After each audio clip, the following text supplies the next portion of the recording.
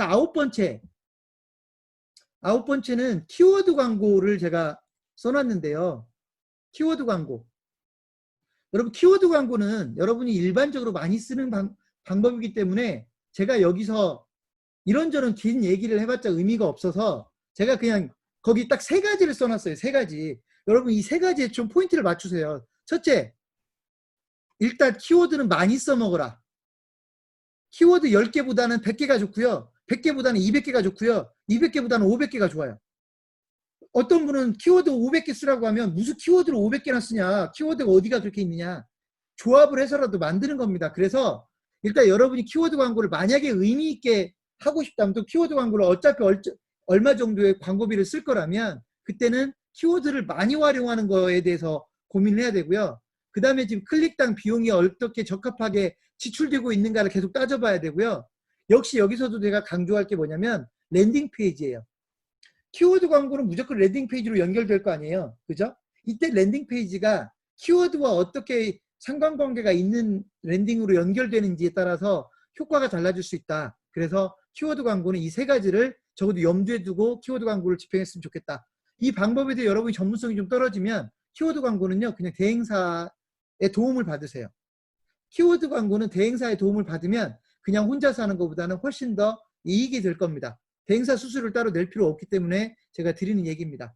자, 그런 키워드 광고. 근데 키워드 광고는 이미 가장 전통적으로 쓰이고 있는 거여서 제가 더 얘기하지는 않겠습니다. 10번째, 온라인 광고입니다. 자, 온라인 광고도 여러분들이 그냥 일반적으로 쓰고 있는 거여서 온라인 광고에선 제가 뭘 얘기할까 좀 고민하다가 온라인 광고에 제가 딱 두 가지를 얘기할게요.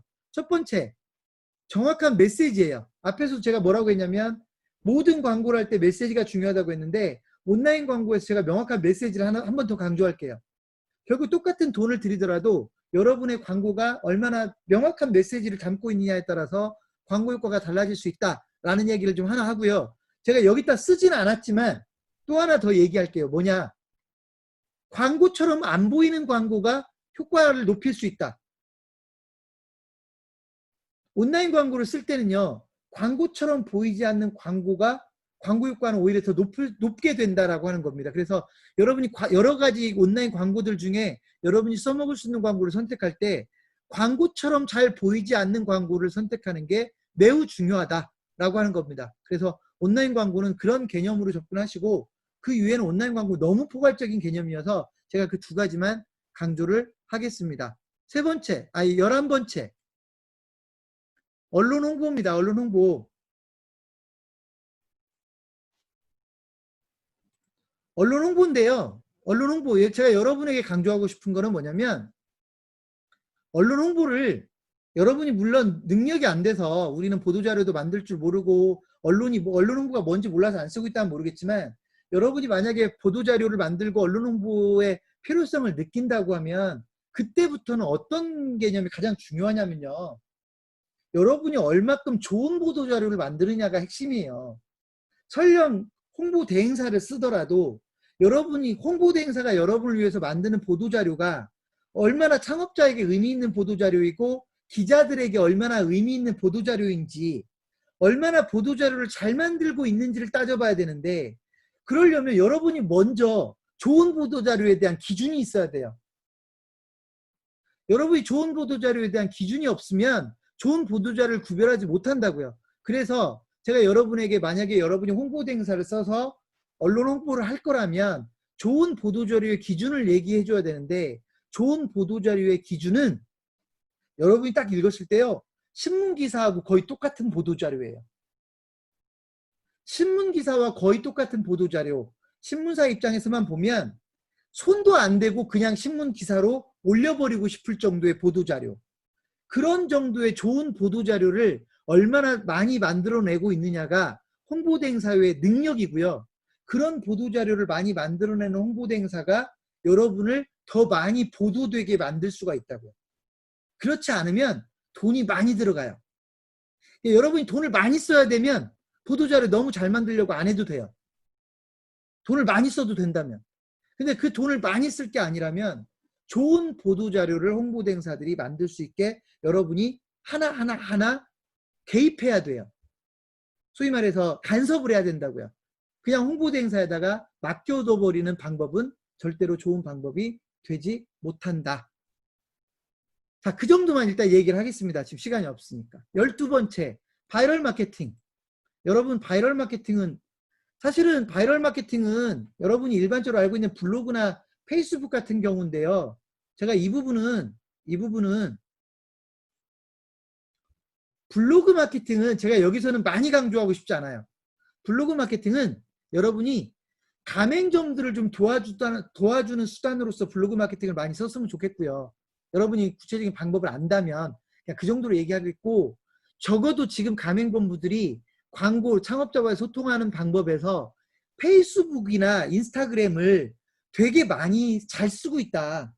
여러분들이 지금 현재 페이스북이나 인스타그램, 특히나 페이스북을 여러분이 가맹 창업자와 소통하는 방법으로 제대로 쓰고 있지 못하거나, 우리는 지금 어떠한 것도 역할을 안 하고 있는데 우리는 페이스북을 잘 못 쓰고 있는데, 여러분이 페이스북에 광고비를 전혀 쓰고 있지 않는데, 광고비를 집행하고 있지 않는데 라고 생각한다면 여러분은 지금 페이스북은 빵점짜리를 이용하고 있다고 보면 돼요.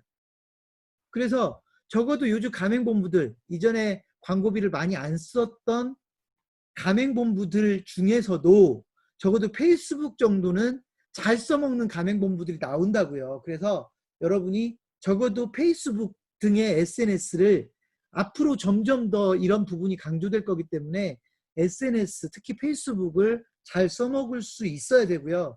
페이스북을 잘 써먹는 방법은 사실은 여기서 제가 길게 얘기할 수가 없는 것이, 여러분이 페이스북에 얼마만큼의 예산을 얼마만큼의 성공적으로 투입하고 있느냐가 관건입니다. 어떤 사람들은요, 페이스북은 돈을 안 쓰기 위해서 쓰는 거라고 하는데 그건 페이스북을 빵점으로 이용하고 있는 거예요. 빵점으로. 페이스북은 여러분이 페이스북에 돈을 얼마만큼을 얼마나 잘 쓰고 있느냐가 관건이라고요. 돈을 안 쓰기 위해서 페이스북을 쓰고 있다고 하면 이미 그 회사는 페이스북을 잘못 쓰고 있는 거다. 이렇게 이해하시면 됩니다. 그래서 페이스북을 여러분이 좀 제대로 쓸 수 있는 환경을 만들어 보십시오. 지금 그러지 못한다면 절대적으로 페이스북의 의존도를 높여 보십시오. 그러면 도움이 될 거라고 생각을 합니다. 13번째, 신문 광고와 방송 광고가 있는데, 신문 광고, 방송 광고는 그냥 제가 오늘은 거기 첫 번째 줄에 있는 IMC 부분만 강조를 할게요. 이게 무슨 말이냐? 근데 이거는 여러분이 광고비를 조금 쓸 때는 별 도움이 안 되고요. 광고비를 충분하게 여러분이 책정해서 광고비를 쓸 때는 몇 가지의 서로 도움이 될 만한 몇 가지의 소위 프로모션 방법을 인테그레이션해서 써야 된다고요. 통합적으로 써야 된다고요. 어느 한 가지 방법만 몰빵을 때릴 게 아니라, 예를 들면 페이스북과 오프라인 광고와 또는 뭐 예를 들어서 언론 홍보와 이런 기능들을 적절하게 섞어서 서로 시너지를, 긍정적인 효과를 주게끔 소위 광고 홍보를 해야 되는데, 그러지 못하고 그냥 어느 한두 가지 방법에만 몰빵 때리다 보면 소위 IMC라는 개념의 시너지 효과는 발생하지 않는다. 그래서 여러분이 신문 광고는 어차피 돈을 좀 넉넉하게 쓸 때 고민할 문제거든요. 방송 광고나 신문 광고를 할 때는, 그때는 특정한 채널에만 올인하지 말고 소위 온라인과 방송과 신문과 인터넷과 이런 것들을 어느 정도는 적절하게 섞을 줄 아는 게 여러분의 노하우가 될 수도 있다는 겁니다. 그거를 마케팅에서는 IMC라는 용어를 씁니다. 자, 이 정도로 이해를 하고요. 근데 이거는 결국 답이 있는 게 아니에요. 이건 저는 여러분이 시행착오를 거치면서 어떤 광고를 하니까 효과가 나오더라. 제가 효과를 뭐라고 했냐면, 단순하게 얘기하면 창업자 DB. 우리가 어떤 광고를 했더니 창업자 DB가 더 나오더라. 어떤 광고를 했더니 소위 그 창업자 DB를 만드는데 좋은 효과를 주더라. 여기에만 여러분이 좀 더 초점을 맞춘 것도 방법일 수 있겠다. 자, 14번째가 창업 이벤트라고 나오는데, 이거는요, 여러분 이벤트라는 말 일상적으로 쓰잖아요. 그죠? 창업자에게 우리 걸 선택하게 만드는 것도 이벤트를 가끔씩 하자는 얘기예요. 이벤트를 마케팅 용어로는 제가 그냥 판매 촉진이라는 용어를 쓸게요. 판매 촉진. 뭐냐? 어떤 사람이 우리 거에 관심은 많은데 아직 창업을 못하고 있다면, 그럴 때 가맹비를 면제해 주든, 냉장고 하나를 더 주든, 닭을 몇백 마리를 더 공급을 해 주든, 뭔가 여러분이 그 사람을 결정할 수 있게끔, 의사결정할 수 있게끔 뭔가 푸시를 할 필요가 있다. 그런 걸 그냥 이벤트라고 이해하시면 될 것 같아요. 그래서 이벤트는 박람회 때만 할 것이 아니라 여러분이 계속 어떤 이벤트를 할 것인가에 대한 고민을 자꾸 해줘서 그 이벤트는 고민하는 만큼 아이디어가 나오거든요. 그래서 더 좋은 아이디어들을 더 많이 만들어서 계속해서 푸시를 좀 해주는 게 필요하다. 뭐 이런 정도만 제가 이야기를 하겠습니다. 15번 창업설명회. 제가 이규시에 가장 강조했던 부분입니다. 창업설명회 제가 앞에서 이미 설명을 했기 때문에 여기서는 다시 한번 강조하는 정도로 가겠습니다.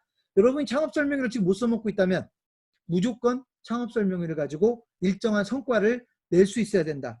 여러분이 창업설명회를 가지고 일정한 성과를 내고 있지 못한다면 핑계 그 어디에다 대도 아무 의미 없다. 여러분이 지금 일을 못하고 있는 것이다. 이렇게 보시면 돼요.